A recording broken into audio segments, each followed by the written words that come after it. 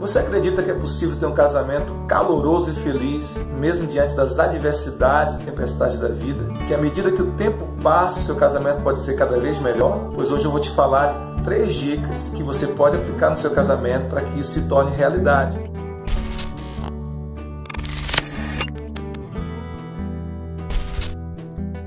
A primeira dica é a seguinte: você precisa aprender a priorizar o seu cônjuge. Isso mesmo. A Bíblia diz assim: por isso deixará o homem pai e mãe, se unirá à sua mulher, e os dois se tornarão a sua carne.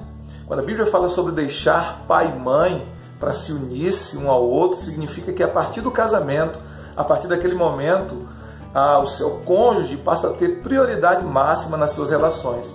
Significa que para você, a partir do casamento, o seu cônjuge deve ser mais importante, ter máxima prioridade, ter mais prioridade do que o seu pai, do que a sua mãe, do que o seu irmão, do que a sua irmã, do que os seus amigos do tempo de solteiro.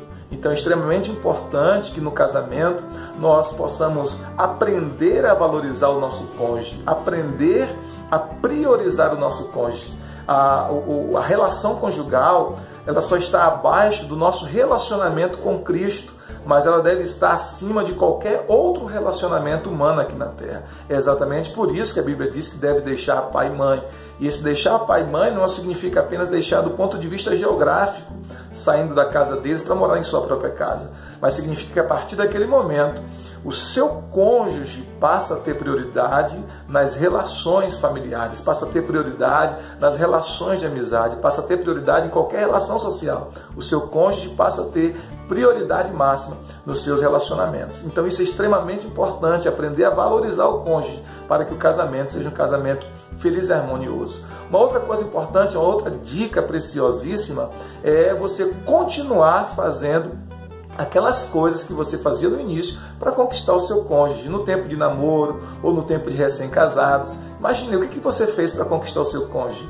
Então você talvez preparou um jantar delicioso, ou preparava jantares deliciosos para ele ou para ela, ou você, quem sabe, trazia sempre um cartão dizendo eu te amo, você é a pessoa mais importante da minha vida, ou você estava sempre dando presentinhos, lembrancinhas para agradar o seu cônjuge, ou você procurava se arrumar da maneira que ele mais gostava. O que você fez para conquistar o seu cônjuge no início do seu casamento ou quando vocês ainda estavam namorando? Então você precisa continuar fazendo estas coisas que você fazia no início, porque a grande dica não é você conquistar outras pessoas. Na verdade, no casamento, a sua prioridade é continuar conquistando o seu cônjuge. Você que é marido, continuar conquistando a sua esposa, e você que é esposa, continuar conquistando o seu marido. A grande questão é que às vezes, diante das adversidades, das lutas, do estresse do dia a dia, vem os filhos e aí tem que cuidar dos filhos, a gente acaba esquecendo de continuar conquistando, fazendo aquelas pequenas coisas que no início nós fazíamos para conquistar o nosso cônjuge, aquelas coisas que são óbvias, aquelas coisas que são, basilares, que são fundamentais. A gente acaba esquecendo de fazê-las. Então nós precisamos continuar fazendo essas pequenas coisas que nós fazíamos no tempo de namoro para conquistar o nosso cônjuge. E a terceira dica que a gente precisa é elogiar o nosso cônjuge. Isso mesmo, você precisa aprender a continuar elogiando o seu cônjuge. Isso é ministrar palavra de afirmação no coração dele e no coração dela. Por exemplo, quando a sua esposa, você que é marido, se arruma, você deve dizer para ela o quanto ela está arrumada, o quanto seu cabelo está bonito, o quanto ela está cheirosa, o quanto ela é linda.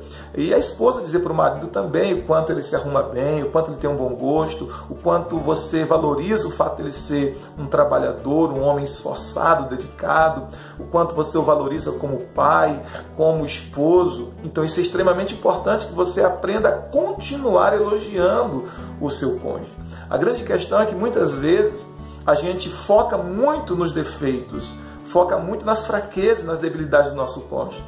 E quando a gente foca nas fraquezas, quando a gente foca nos defeitos, e a gente supervaloriza essas coisas, a gente acaba perdendo a oportunidade de elogiar as virtudes. Então a grande questão é que a gente precisa aprender a elogiar as virtudes mais do que valorizar os defeitos. Todos nós temos defeitos, não é verdade? E se nós procurarmos defeito no outro, claro que a gente vai achar. Mas a grande questão é a gente olhar para as virtudes, olhar para as qualidades e elogiar essas qualidades. Quando a gente elogia essas qualidades, quando a gente elogia essas virtudes, o que acontece? A gente fortalece essas qualidades, elas acabam crescendo, porque nós estamos elogiando elas. Mas quando nós começamos a criticar o tempo todo o nosso cônjuge por causa dos seus defeitos, então o que acontece? O que cresce são os defeitos. Então nós precisamos parar de estar o tempo todo criticando o nosso cônjuge e começar a estar elogiando as virtudes e as qualidades que ele tem. Então são dicas preciosas para que seu casamento permaneça alegre,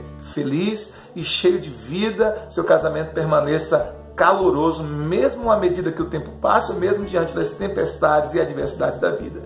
Vou repetir para você: priorize o seu cônjuge acima de qualquer outra relação humana, continue fazendo as pequenas coisas que você fez no início para conquistar o seu cônjuge e aprenda o poder do elogio. Faça isso e seu casamento experimentará um novo fogo, um novo vigor. Deus te abençoe, Deus abençoe a tua casa, Deus abençoe o teu casamento.